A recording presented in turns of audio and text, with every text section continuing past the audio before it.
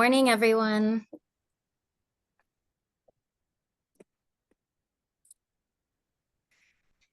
Thank you for joining us for another call for community solutions hosted by the Forbes Funds and GPNP. Whether you're returning attendee or joining us for the first time, we're really grateful to have you here and grateful for the energy that you're bringing for these conversations. Each week, this space serves as a collaborative hub where nonprofit leaders, funders, policymakers, and community members can connect, exchange insights, and navigate challenges together. For those of you who may be new to these slides, or excuse me, to these calls, we started this initiative in March 2020 as a direct response to the evolving needs of our nonprofit sector. Since then, the Forbes Funds and GPNP have facilitated over 5,607 community-driven meetings with more than 47,855 participants, reinforcing the power of collective action. Your engagement keeps the space meaningful, and whether you're here for policy updates, sector insights, or just sharing your challenges and solutions, we are glad for your support. Okay. To drive meaningful impact, we align our works with United Nations Sustainable Development Goals. These provide a global lens to address the local issues that we are addressing right now. We also use the social determinants of health, ensuring holistic, people-centered solutions, and as well as the 8 returns model, which measures our success beyond financial metrics to include social, cultural, and community well-being. These frameworks help us strategically align efforts across sectors and ensure that the outcomes of our work are measurable and meaningful. To make the most of today's session, we ask that you take the time to introduce yourself in the chat, share your name, your organization, and anything that's on your mind. If possible, please turn on your camera so that we can foster a space of connection. And if you're in transit, we appreciate you being here. No need to join on camera. Any questions during the presentation, please feel free to drop them in the chat. And as always, we will have a poll at the end of the call to help shape what we'll be addressing in our upcoming calls. Today, we'll begin with our speaker, followed by a Q&A, and then the usual ecosystem updates and public policy recap from Emily. All right, today we are very excited to have joining us Shannon Mischler. She is a partner with Schooley Mitchell. Shannon will be talking to us today about cost reduction and how it is absolutely, just as important as all of the fundraising that we are working so hard in doing in order to carry out our missions. Shannon is dedicated to supporting individuals and communities in achieving their goals. With a rich background in education and program development, she's created innovative programs that prioritize people's needs. As a strategic partner with Schooley Mitchell, Shannon leverages her extensive experience to help nonprofits reduce operating expenses in areas such as telecommunications, merchant services, waste disposal, and shipping. Through meticulous analysis, Schooley Mitchell identifies significant savings, enabling nonprofits to allocate more resources toward their mission. Shannon's work with families in Pittsburgh has earned her the 40 Under 40 Award and Best Practices Award in Family Literacy. And at the University of Pittsburgh, she played a pivotal role in developing the professional master's degree programs that offered experiential learning and industry support. She's the board chair for the Alliance of Refugee Youth Support and Education, and is a corporate volunteer with Habitat for Humanity of Greater Pittsburgh and a member of United Way, Women United. Pardon me. Okay, so before we switch over to, let me stop sharing my screen. Before we switch over to our presentation with Shannon today, I'm going to ask Fred to hop in, start us off, set the tone. Fred, are you available? Can you hear me? Yes. Good morning, everybody. It's great to be on. I'm excited to hear Shannon talk about her work. As you guys know, for the past 43 years, we've played a critical role in the human services ecosystem, in particular with nonprofits. We started off with providing supportive services to organizations who had budgetary issues associated with federal and state grant deployments. At this particular time, we find ourselves coming full circle after 43 years, facing similar challenges. Notwithstanding, we've created a paradigm shift over the last 43 years, not to be reactive to external locus of control or budget freezes, but to be thinking more forward about how do we mitigate risk, diversify our revenue streams, and increase ourselves around strategic collaborations that reduce the duplication of services and practices while providing more streamlined outputs. So Shannon's work is critically aligned with the work that we're currently undertaking in our sixth pivot, in particular, as you think about the role of the nonprofit ecosystem and the challenges we recently had with the COVID outbreak, where we lost a significant amount of nonprofits that couldn't withstand the impact of COVID, in particular, the need to shift to a non-traditional model, which was virtual versus in person. We find ourselves at a place today where we see an increase in new cases of COVID that are emerging and vaccinations being required. And I think Shannon's work is critical in helping us reimagine our thought partners and leaders as they explore um, the waste, and I won't say this is intentional waste, but the waste that exists within our collective ecosystems where we could be collaborating strategically, i.e., for example, if I'm paying a consultant $60,000 to train 5 people and they have the capacity to train 10, should I be able to bring 5 partners staff in, pay the same price and have 10 people train, 5 in my organization and 5 with my partners, so that our theory of change align with strategies and practices we're being exposed to that should help us think about, if I want to reduce costs and waste management, I do X. If I want to increase my communications, we currently have 7 external processes we use. Are they aligned?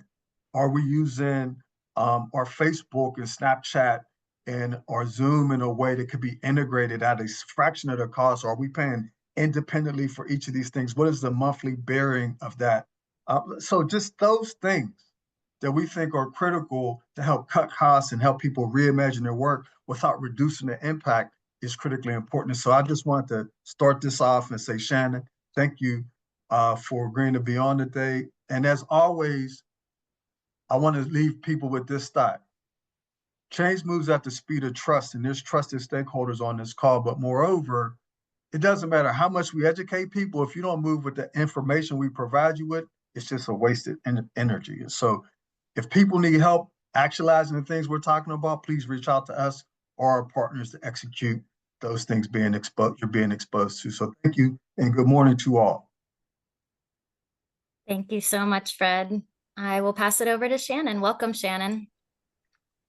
Thank you so much, Christine and Fred. I really appreciate that opening, Fred, because it really sort of sets the stage for what I'm going to share today. So I will share my screen.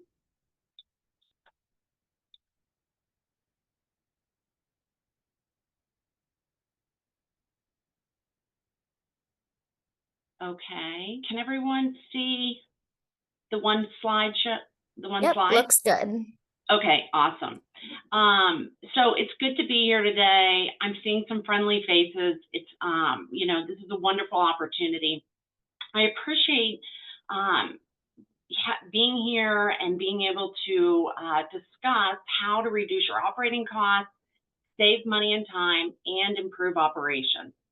Today, I will provide some practical monthly and annual to-dos around cost reduction and how Schooley Mitchell might be of service to your organization.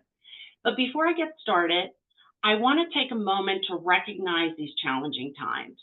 And I want to bring a little light to the conversation and reinforce what you already know through your work in the community and with our neighbors. So public charities are among the most trusted organizations in the United States.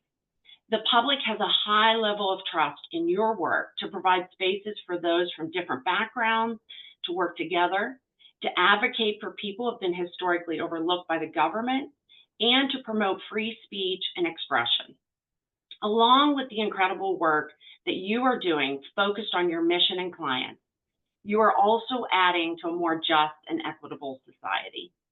We know that the social sector is vital to healthy, thriving communities. You provide almost 13 million US jobs, contributing greatly to the economy. and almost 76 million Americans formally volunteer and stand beside you and with you to serve your mission and clients. That is a huge impact all around and one that should be recognized and celebrated. So thank you very much for your work. So our industry insights as a cost reduction expert. I help organizations reduce costs, and we see that organizations spend 15 to 20% on their budget on operational expenses. And on average, organizations spend 35% more than they need to on these services. So at Schooley Mitchell, we focus on cost reduction so you can spend time growing your business.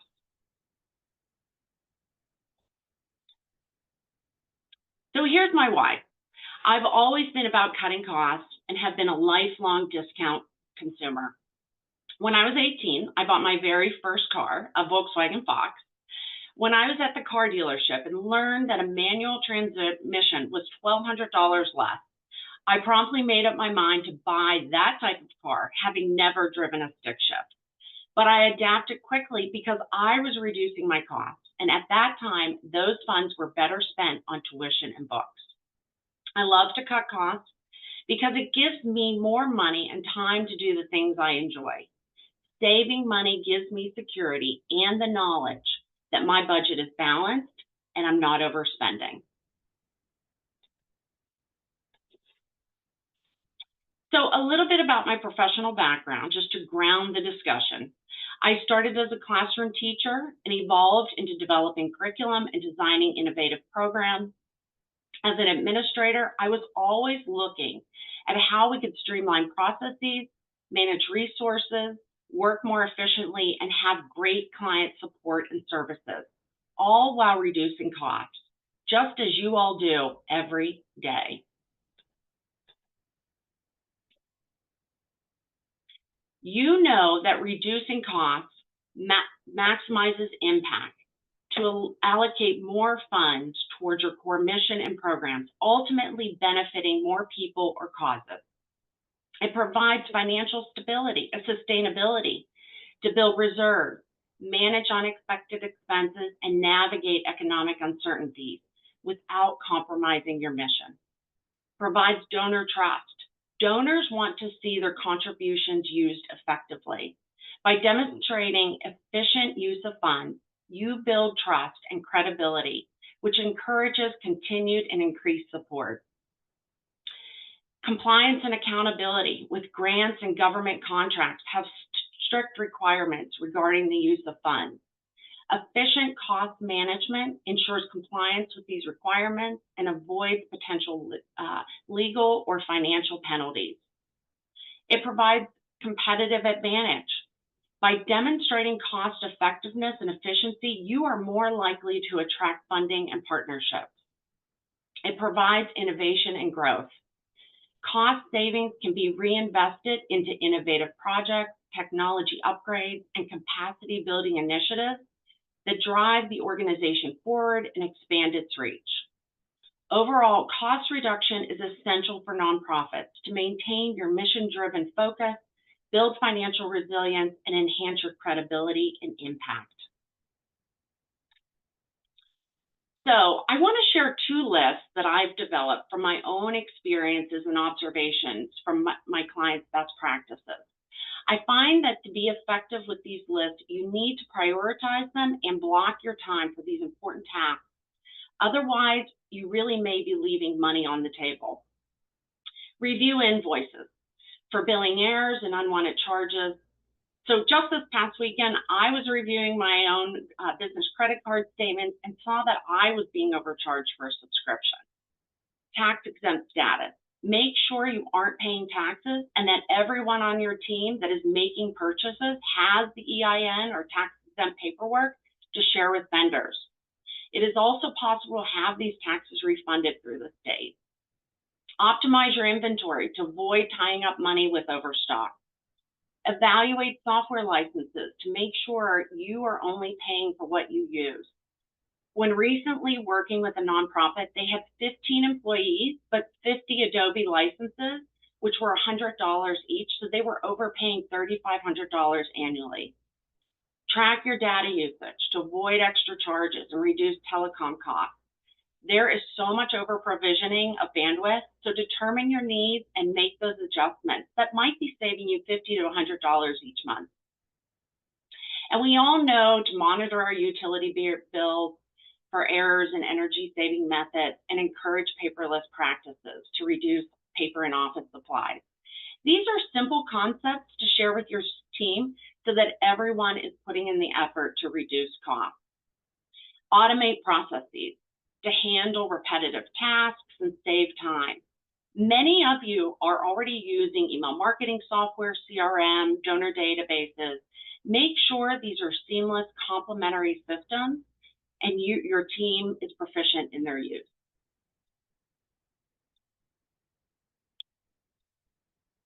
So on an annual basis or biannually, you might want to review your financial statements to determine trends and anticipate future expenses or reductions. Review vendor performances and contracts. Renegotiate deals if needed and make sure that you are asking for those nonprofit rates. Audit technology for outdated or unused ones and upgrade or remove them. One client I work with had 6 landlines that were unused but cost about $65 a month. So reviewing insurance that is the right coverage at the best price and HR benefits are crucial for on an annual basis. Many of these wellness programs also offer tax incentives for employees and employers. Evaluate employee productivity and consider training or new tools to boost efficiency. This is a great team building exercise to have your employee input on tools and resources that they have or need to be more productive. Update your continuity plan to handle potential disruptions that incur extra costs. Anticipating challenges to mitigate risks is so important to keep costs low. When unexpected challenges occur, it is often much more expensive than if you could have prepared in advance. And this weekly community solutions meeting is a perfect example of how successful nonprofits collaborate, share services, and outsource tasks to save on labor and focus on core activities. So great work. So a little bit about Schooley Mitchell.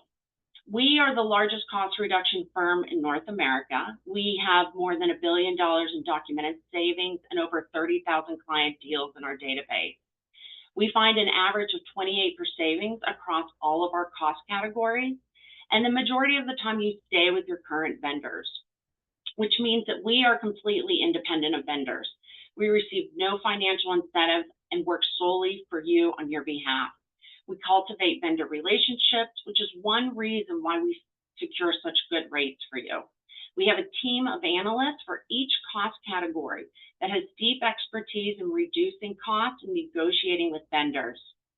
They work across every industry, from healthcare, education, nonprofits to manufacturing and professional services. So they really understand your needs.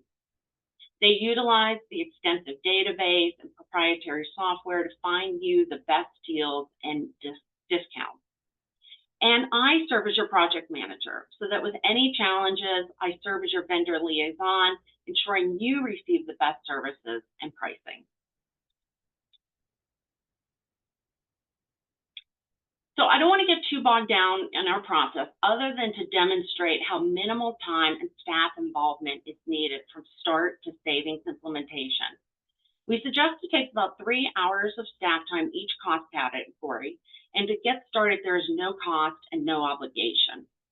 Step 1 is our fact finding, where you provide your authorization for us to gather your vendor contracts and invoices.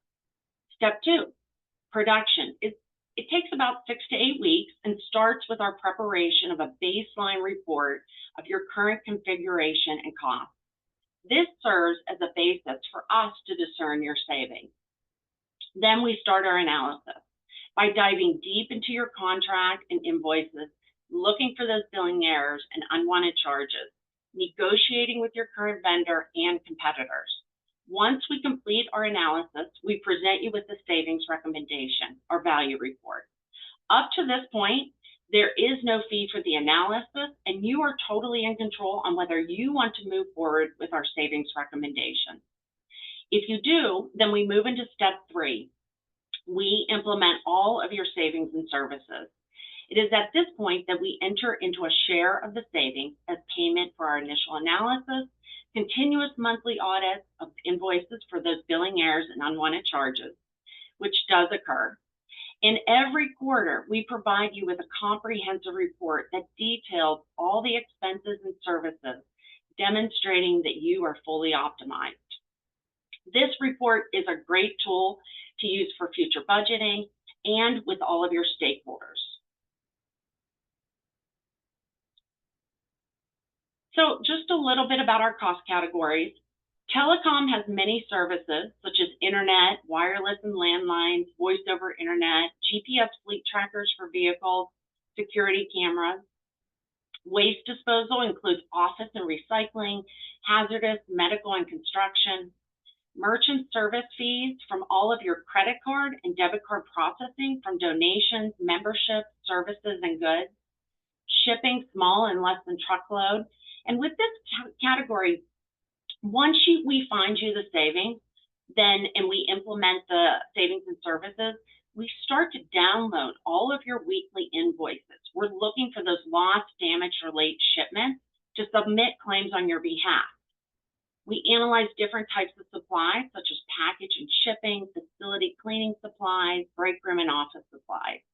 We also look at software such as Adobe, Google, Microsoft, and CRMs and other enterprise software packages. Uniforms and linens, electronic logging devices for vehicles, compressed gases, and fuel. So I thought I would just share a few case studies of local nonprofits. And I also want to let you know that Schooley Mitchell works with many national nonprofits, such as Catholic Charities, Goodwill Industries, YMCA, and YWCA. So I recently worked with a faith-based organization with multiple thrift stores. We analyzed their telecom expenses with multiple services and vendors, reducing their cost by 41% in voice over internet, reducing the bandwidth of internet at some of their locations, identifying unused phone lines and security cameras, and moving them to a more effective GPS fleet tracking company for their fleet of vehicles.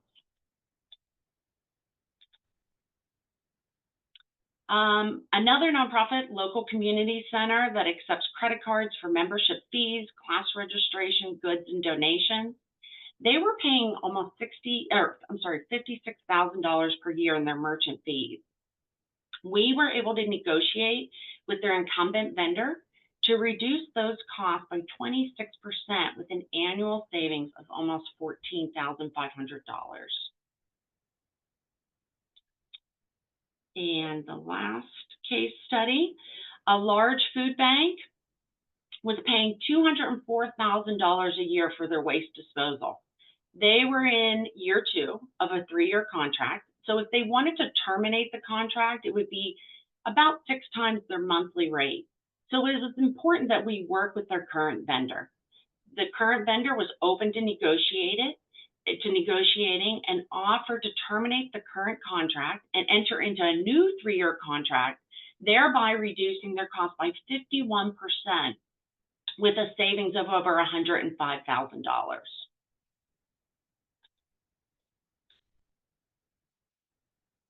So I thought I'd just share 2 testimonials with you just to demonstrate our services and outcomes. The Schooley Mitchell process is seamless and easy for the client. Schooley Mitchell was able to identify 45% savings in credit card, debit card processing, and significant recommendations to reduce our shipping costs. We provide stellar client support, going above and beyond to find cost reduction solutions. And most important to all of you, that with this newfound budget flexibility, it may greatly benefit your organization.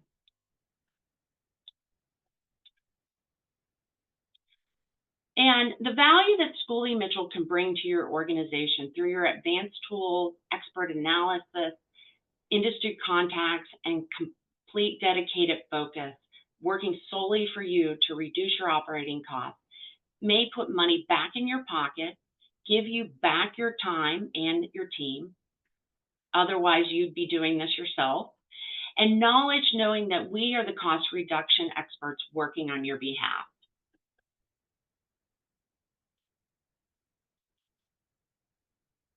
So no matter whether you prepare your strategy to reduce costs internally or with me, these efforts may result in significant savings that can be reallocated to your mission and people, and giving you peace of mind knowing that your costs and your services are optimized. So I greatly appreciate your time this morning. If I can help in any way, please do not hesitate to contact me. I'm always happy to help, make a connection, or share a resource. Thank you. Thank you so much, Shannon. This is definitely hitting the spot for a lot of us, I'm sure. I know we spend so much time raising money and not enough time focusing on how we can save that money. So this has been really, really helpful. I'm looking to see if we have any questions in the chat. In the meantime, I'm curious. I really appreciate how you broke down the process for us of exactly how you determine what is needed for an organization. What would be your advice for smaller organizations? I'm thinking that in the back of our heads, many of us may think we're small, we don't have a lot of overhead, we probably don't need this. What would be your advice and what you've seen, kind of things that you have found in your experience? I think those two practical lists, they can absolutely be modified for the needs of your own organization. But I think making that a priority and blocking that time with your team and not doing it all on your own, putting a team together within your staff of a few people that are, all of you collectively are responsible for this. I think that's a great start. I also think, making this part of, your regular meeting of talking about, the importance of reducing costs. And reducing costs can look different for different organizations. So there's not just a one shop, fits all. But making that a continuous part of your conversation so that people know that you're hyper-focused on not just reducing costs, but making sure that those funds are reallocated back to the mission and people. And that's what we're all ultimately here to do. Wonderful, thank you. And again, I appreciate that you've pointed out as well, these services are incredibly useful, but also if there's, somewhere on the spectrum where you feel you can do this for yourself, then that's, very empowering for everyone in this conversation as well. Let me take a look at the chat and see if we have any questions or any hands up. Let's see here.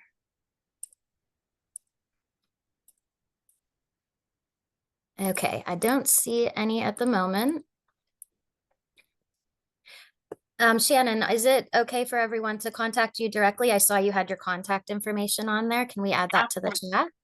Absolutely. I'll put that in the chat as well. And I appreciate everybody's time today. I hope it brought some value. Absolutely. And I think also this is something I've shared on my own team, sitting on grant panels. This is something where if you can have items like this, especially the report that you mentioned, it's really valuable in proving that you know what you're doing, you are thinking about this sustainably. And that's one of those kind of tools in your belt that's going to give you that edge when you're applying for funding in other places. So definitely valuable. Thank you so much, Shannon, for sharing all of this. I feel like I have a million questions, but we'll be happy to follow up in our e-newsletter. And anyone else, if you have any questions, please feel free to drop.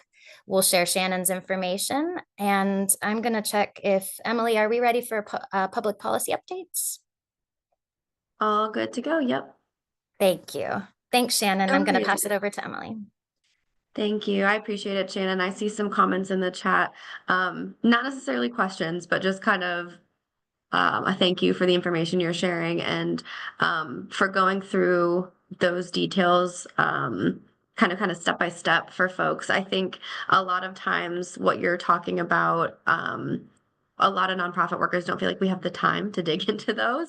And I know Fred was sharing that at the beginning of the call, where a lot of the shifts that we're going to have to make over the next weeks and months and years are going to be in the spaces where we create time and effort in one area by, digging into in those odd hours and other spaces. And this is just another example of something that that is really resonating with me in that space.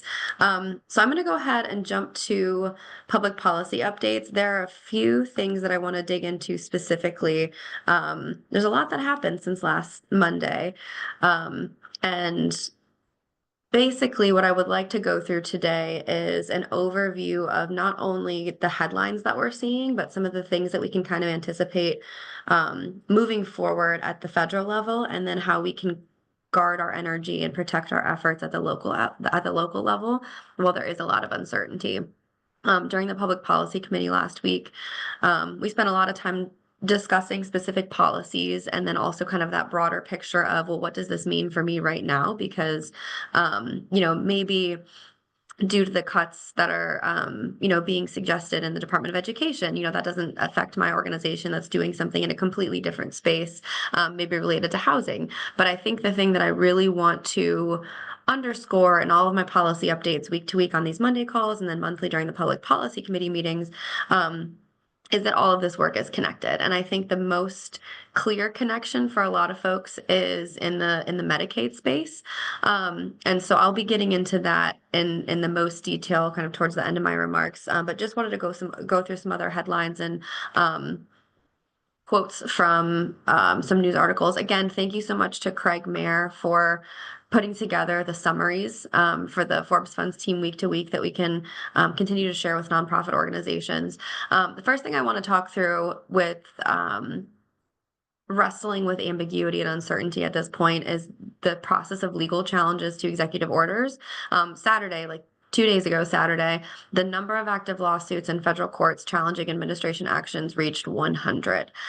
In 21 of those cases, judges issued temporary restraining orders or preliminary injunctions, effectively stopping, at least for a time, parts of Mr. Trump's second term agenda. A lot of what I'm going to be talking about in this specific article is from a New York Times article that references news pieces and snippets from about 5 other sources as well that are kind of reporting on updates on the legal side of how executive orders are being challenged or implemented. Specific challenges that have been mounted against the executive orders included those around firing of civil servants, access that Elon Musk's team from DOGE has enjoyed to sensitive agency data, relocation of transgender women inmates to men's prisons, pursuit of immigrants inside houses of worship, freezing up to $3 trillion in federal funding to the states, and cutting funding for hospitals that offer gender transition treatment for people under 19. Some other areas where we're going to see some tension between the executive and judicial branches are relating to any timelines pertaining to the implementation or challenge of these executive orders. And so there are 2 judges that have issued motions to enforce because the government failed to heed their initial orders. And so in this case, the government is the executive branch. But a lot of the coverage of this kind of phenomenon that we're seeing right now is really painting a picture of executive branch overstep and judicial branch overstep, and how that's going to be received by citizens in the U.S. Because while there's something that's being litigated without something that's an injunction or a freeze on an executive order, while things remain in question, there's still the impact on nonprofit organizations to kind of grapple with that uncertainty, whether it's going to be 30 days or 60 days, or, the lawsuit that the National Council of Nonprofits entered into against the Trump administration's executive order impacting funding to nonprofit organizations from the federal government. And so a lot of this has to do with not only the specific legal arguments that are being mounted against the executive orders that impact specific groups of the population, but also in the time that it's taking to implement them. Specifically for nonprofit leaders in Southwest PA, federal rulings might take months or years to actually implement because of these challenges. Depending on the type of challenge, what we have to be mindful of is this something that is going to freeze funding while something is in litigation, or are things going to continue as they're currently being handled until a decision that changes that is reached in the courts. So there's a lot of uncertainty. Again, I think I said that word probably 40 times in the policy meeting last week about how things are going to be implemented or how services are going to be continued. And it really is case by case for the 100 cases that are currently at the federal level with the courts. So one of the things that's recommended is proactive monitoring of legal developments to adapt strategies and ensure compliance with evolving federal mandates. A lot of folks don't have that type of legal support within their organization. They don't have a legal resource on retainer. And so one of the things that I do want to point to in this is if you have specific questions about, challenges to a executive order that, or a bill that impacts the work that you're doing, there are some specific resources that I know a lot of members have tapped into. So Lawyers for Nonprofits, PA Nonprofit Law, Side Project Inc., Neighborhood Legal Services. There are a few others. Rep. Salisbury, for example, is a practicing lawyer. And so one of the areas where she's done a lot of speaking about building capacity for nonprofit organizations is really in that legal space and making sure that folks are not only complying with legal resources and supports, but also figuring out where, their organization can continue to be proactive in spaces like this. The other thing that I want to mention is that, during the policy committee meeting last week, we talked a lot about, owning the things that are relevant to the work that you're doing and really digging into the places where, you are an expert in a specific space and can contribute to the larger policy discussion. The legal space is something that requires a ton of expertise. And so looking at, articles and finding updates on the executive orders and how things are being implemented is great. And also making sure that you have that expertise to add to some of the things that you're kind of scenario planning around based on news headlines is really important. And especially because while a lot of the rhetoric since January 20th has been around executive overreach and the presidential executive orders going into spaces where traditionally they have not and maybe overstepping a bit, the narrative is shifting in terms of what the judicial branch has the power or autonomy to do in that space as well. And so in addition to trying to understand the very specific legal implications of each executive order or challenge or bill or injunction. There's a lot of pieces that have to do with swaying public opinion as well on both sides and making sure that, we're trying to stay as objective as possible and understanding how this is going to impact our organizations and those we serve first and foremost. And also really lighting that fire to dig into these advocacy conversations because while the conversation around overreach or who's overstepping or who's going out of bounds is relevant, making sure that elected officials who have any sort of sway, stake, or impact in this space is really important that we're educating them at every step of these conversations. And so if that's an area where you need support or, you're working on not only navigating the legal side, but also, calling up your elected official and saying, regardless of how this pans out, here's how the current policy affects our organization. Here's how the proposed policy or change is going to affect our organization and those we serve. Here's what our kind of stance is in terms of support for the existing policy, but, from an educational standpoint versus, electioneering or lobbying as much as possible. I know a lot of folks are really tapping into calling elected officials not as heads of nonprofit organizations, but as citizens and constituents in districts.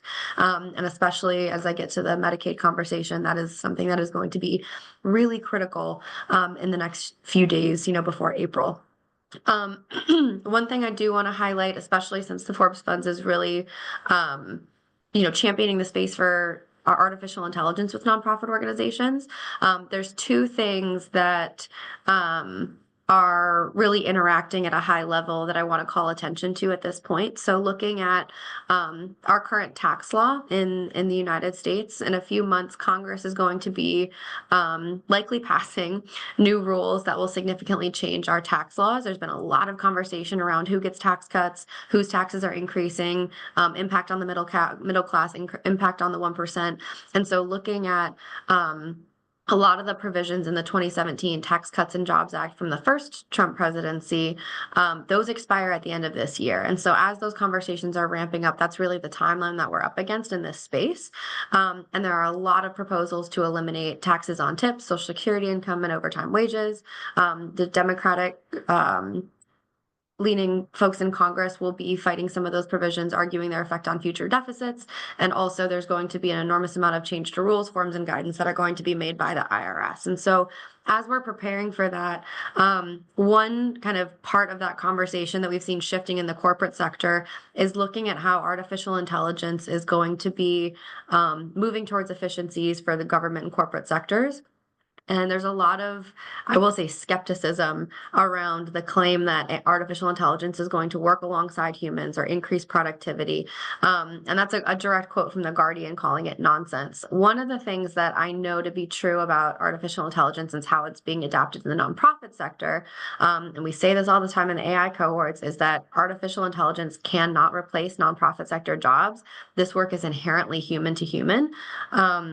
But individuals who can utilize artificial intelligence efficiently will absolutely replace those jobs of those who cannot, because given the direct service work that we do, given the relationship building and the trust building and the one-to-one decision making that needs to take place in the nonprofit sector, because it is inherently human-centered, artificial intelligence can't replace those things. We're already seeing failure of artificial intelligence leveraged without expertise at the federal level, as there are Department of Government Efficiency employees working to cut fraud and waste and abuse of funds, when really it's AI scrubbing documents and records and information and then coming to an incomplete or inaccurate conclusion. And so something that we're really working to do with the AI cohorts is to empower nonprofit employees to be able to leverage AI in a way that is complementary and humanity-centered inherently because of the work that we do, and also ethical and responsible to those who we serve. And so using AI without any sort of expertise and kind of building these prompts to look for a specific thing that is, entrenched in bias is the antithesis of what we're doing with the humanity-centered strategic design and AI cohort. And so I just want to emphasize that because, the answer to claims that AI is going to take nonprofit jobs or, jobs from the corporate sector is not to be agnostic or, ambivalent about what happens and kind of stay away from it. It is to train up and work to better understand the technology and how it can be leveraged ethically and make sure that, for those that would abuse it, it becomes impossible for somebody to say that AI is going to be more efficient than a nonprofit employee, because nonprofit employees are so good at leveraging it and utilizing it across multiple tools that they couldn't possibly be replaced. And so, again, the work that we do is extremely important. AI can make it more efficient and effective. And so if that's something that, your organization is on the cusp of really, diving into, we're having our demo day next or the 19th, so 2 Wednesdays from now in March at Alloy 26 again. And for anybody who's been really hesitant about this, I absolutely encourage you to take the leap at this point, because as we're talking about, the impacts of artificial intelligence and, again, there's a lot of these fear-mongering claims that it's going to just kind of replace people. That can't happen ethically in the nonprofit sector. And so figuring out, again, how we can upskill nonprofit employees to be able to leverage it effectively and efficiently is the proposed kind of challenge to that way of thinking in the corporate sector. All right, getting into Medicaid. So Last Friday, there was a rally downtown locally around the proposed Medicaid cuts and their specific impacts on the state of Pennsylvania, Allegheny County, and the city of Pittsburgh. And there were speakers from all levels of government who participated and shared specific statistics and facts around what the anticipated impact of Medicaid cuts would be. This is one of those areas where, whether as an individual, constituent in an elected official's district and leaning into and calling and saying, hey, this is the impact of Medicaid on my life.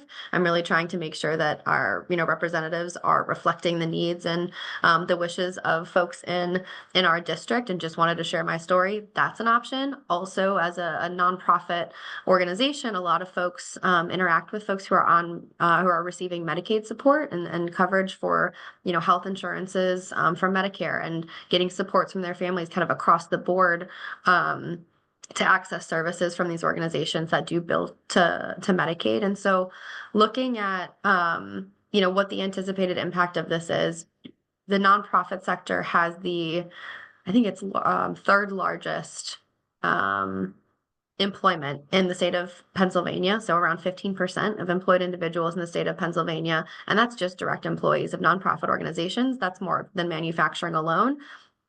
Doubling that, even conservatively, in terms of those we serve and the board members of our organizations, is a huge contingency in Pennsylvania, Southwest Pennsylvania, specifically for GPNP members. And it would be a shame to miss the opportunity to have everyone contact their elected officials and talk about the impact of Medicaid and the way that they know it impacts either their life or the life of those that they are serving, through their work. And so just to kind of share some staggering facts for those who don't understand Medicaid and its impact in our healthcare. In 2023, Medicaid covered 4 in 10 children, 8 in 10 children in poverty, 1 in 6 adults, almost half adults in poverty. The program also covers more than 1 in 4 adults with disabilities and provides coverage for 41% of all births in the United States. And so as we're hearing these conversations around, Medicaid can't be cut. It can be. What's being discussed right now is cutting federal funding for Medicaid.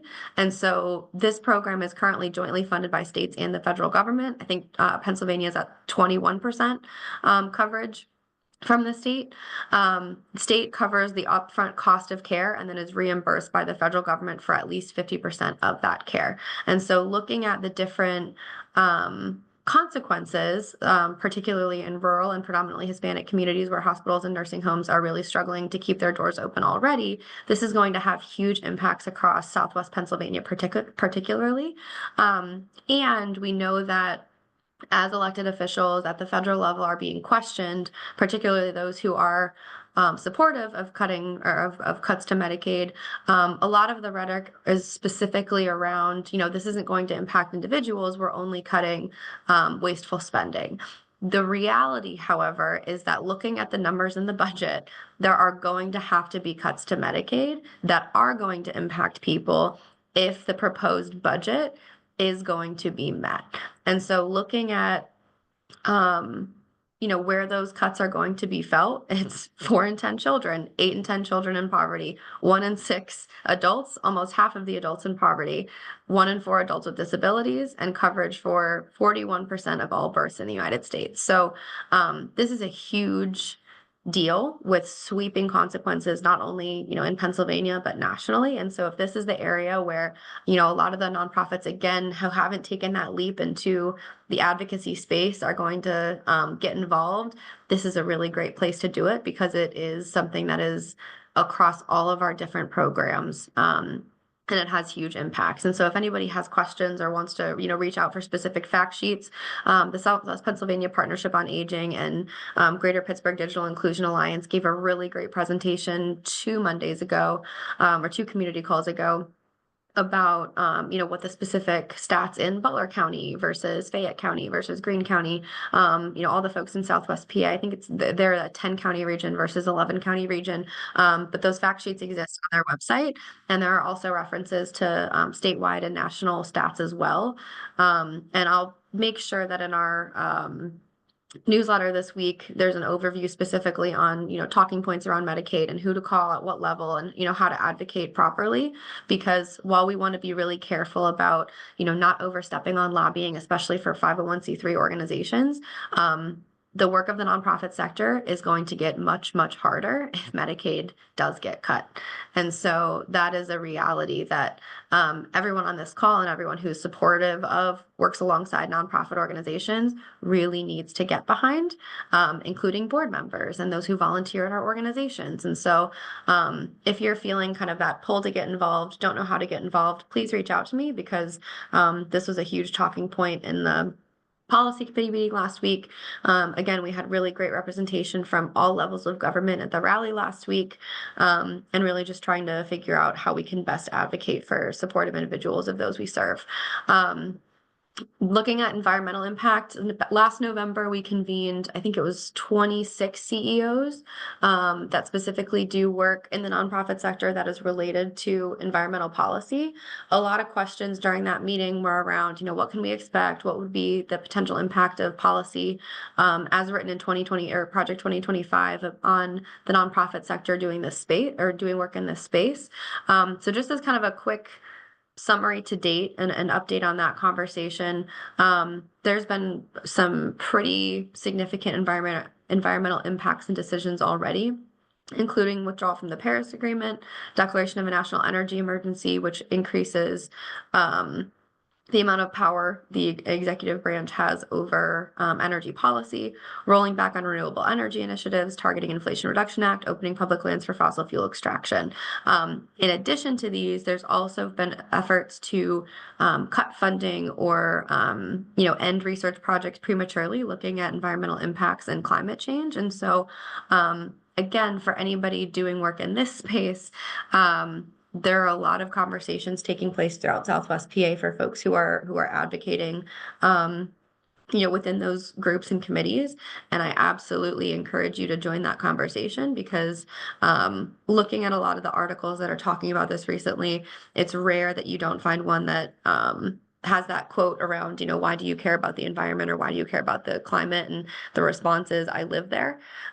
Very similar to Medicaid, environmental impacts are something that affect all of us, directly or indirectly. And so what I'm really pushing for, especially for GPNP members with, access to advocacy resources, and toolkits around educating elected officials and those we serve around the impacts of these policies, we can't afford not to start having those conversations. So please reach out to me if you have any questions or are looking for resources to educate, encourage civic engagement, monitor policy, and also maintain neutrality. It is possible to maintain neutrality while educating. So if you need, somebody to look over talking points or want to be careful to say something a specific way, if you're meeting with an elected official or need help scheduling a legislative site visit, that is okay. Please feel free to reach out to me, because this is where the majority of my time is going to be spent for the foreseeable future. So thank you so much for your time this morning. I'll turn it back over to Christine to close the call. Thank you so much, Emily. I know that's a lot, and we all very much appreciate you synthesizing it for us. I'm going to go ahead and launch the poll. And yes, Jordan, she is. I'm going to go ahead and launch the poll for everyone. And I'm also going to drop into the chat. We have a registration form for our Demo Day 3.0 on March 19th. As Emily mentioned, that'll be at Alloy 26 at Nova Place. And we would love if you can join us. And again, I have a link that I'm going to drop right now for free registration and launch the poll. Awesome. Okay, and next week we will have Sheila Bell and Fallon Weedman from the Allegheny Intermediate Unit, and they will be talking with us about evaluation and how we can use it to improve our impact. So we are very glad that you were all able to join us today. Thank you so much for bringing your energy, your insights, and we look forward to seeing you next week. Have a great week.